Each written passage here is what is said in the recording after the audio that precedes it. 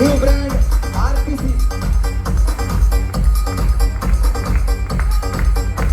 जोरदार welcome ma'am त्रिभुवन sir. क्या बात थँक्यू मॅडमला अप्रिशिएशन करण्यासाठी मॅडमचा मान सन्मान सत्कार करण्यासाठी इन्व्हाइट करतोय our great leader. Please welcome continental team coordinator Yunus Mirza sir, international team coordinator mister and Mrs. जोरदार ताली मित्रांनो. Brand new regional team coordinator. अरे तालियां कहाँ गई?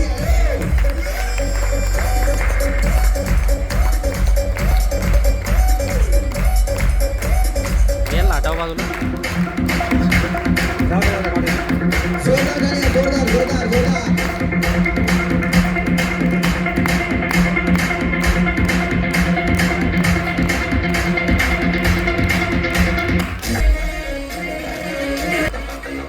क्या बात है.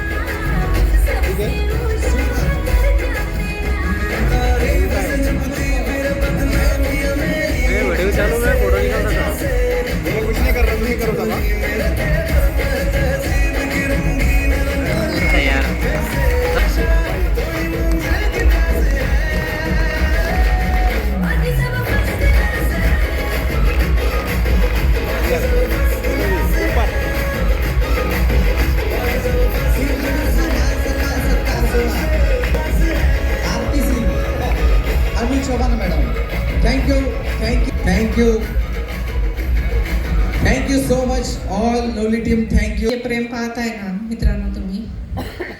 कदाचित माझ्या आयुष्यामध्ये लाईफस्टाईल नसती ना हे काहीच मला मिळालं नसतं आणि मी जिवंत पण नसतं. की हे सगळं सुख जे मी पाहते फक्त ओनली लाईफस्टाईलच्या प्रोडक्टमुळे आहे. छोटासा परिचय करून देते. नाव अनु चव्हाण. ह्या व्यवसाय जो माझ्या आयुष्यात आला त्याच्या आधी मी डान्स टीचर प्लस ब्युटिशियन म्हणून वर्क करत होते. आपल्या संभाजीनगर औरंगाबादमध्ये माझे 7 पार्लर होते. मी ते पार्टनरशिपमध्ये चालवत होते तेव्हा हा व्यवसाय माझ्या आयुष्यात आला. आता व्यवसाय जसं पार्लरमध्ये बघा खूप सारे कंपन्यांचे प्रोडक्ट येतात वगैरे, तर प्रोडक्टवर विश्वास नव्हता. म्हटलं आपण एक नाव कमवलंय, एवढ्या सगळ्या काही गोष्टी केल्या आहेत आणि जर प्रोडक्टमुळे नाव खराब झालं तर उद्या समाजामध्ये आपण काय सांगणार, म्हणून विश्वास बसत नव्हता. तर आज माझी आई इथं आलेली आहे. मी आधी आईला प्रोडक्ट दिले होते. आईला शुगर बीपी सांधिवाताचा आज 4.5 वर्षाच्या वर झालेत, एकही गोळी चालू नाही. म्हणजे आईचा जो रिझल्ट आला तो माझ्यासाठी खूप बेस्ट आला. नंतर पार्लरमध्ये प्रोडक्ट वगैरे सेल केले, त्याचे पण रिझल्ट खूप छान यायला लागले. असं जसं जमाल रविवारच्या रविवारी असं मी व्यवसाय हा करायला सुरुवात केली. त्याच्यानंतर STC माझी रँक झाली.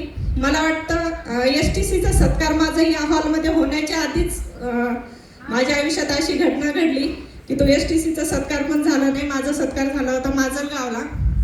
त्याच्यानंतर खूप कॉन्फिडंट माहिती आहे आयुष मिनिस्ट्री काय आहे यांना माहिती आहे. आरोग्यासाठी कसे आपल्यापेक्षा जास्त यांना कळतं. आणि जर घाटीमधलं मेन डॉक्टरच मी जॉईन केलं तर पूर्ण डॉक्टरच माझे राहतील. डोक्यात हा विचार घेऊन गेले होते आणि ते विचार पण माझ्या डोक्यात लाईफस्टाईलनीच टाकलं होतं. गेल्यानंतर सहज विषय निघला. तिने माझ्याच काही टेस्ट करायला सांगितल्या आणि खरं सांगते मित्रांनो, त्याच्यामध्येच माझ्या 4थ्या स्टेजच्या कॅन्सरचा रिपोर्ट माझ्या हातात आला. म्हणजे त्रास मला काही झालाच नाही. मी स्वतः डान्स टीचर, व्यायाम करत होते, आरोग्यासाठी सगळं. माझे वडील MBBS डॉक्टर होते, आई नर्स होती. काय चांगलं आहे काय वाईट आहे सगळं लहानपणापासून शिकवलेलं की आरोग्यासाठी जे चांगलं आहे तेच आहार आम्ही घेत होतो. तरी पण माझ्या आयुष्यात कॅन्सरचं हे झालं. आणि मी म्हणते की आयुष्य पूर्ण बदलून जातो. म्हणजे जेव्हा तुम्हाला सांगते मी असा हातामध्ये 4थ्या स्टेजचा कॅन्सरचा रिपोर्ट येतो ना मित्रांनो, तेव्हा काहीच दिसत नाही, काही कळत नाही. स्वप्न नाही, घर नाही, मुलं नाही, नवरा नाही, काहीच नाही. फक्त एकच डोक्यात येत होतं, आता मला मरायचंय, आता सगळ्यांना सोडून जायची वेळ आली वाटतं माझी. म्हणजे ती जे भीती होती ना ती कधीच कोणाच्या आयुष्यात यावं नाही, ते माझ्या आयुष्यात आली. कधीच दूरपर्यंत पण मला कॅन्सर पेशंट म्हटलं तर असं वाटतं मनातून नाही बाबा लवकर बरं व्हावं. त्याच्यानंतरचा खरं त्रास सुरू झाला. 1 वर्ष माझी किमो ट्रीटमेंट चालली. 1 वर्ष मी पूर्णपणे बेडवर होते. माझ्या डोक्यावर एक केस नव्हता. वजन फक्त 25 किलो झालं होतं. आणि माझी आई आज समोर बसली मित्रांनो. रात्रीचं उठून असं 2दा-3दा उठवायची, मी आहे की गेली. तिला भीती वाटायची एकदम हिचा श्वास बंद झालाय की काय. ती आज रडतीये का की हा मी अनुभवलेला आहे.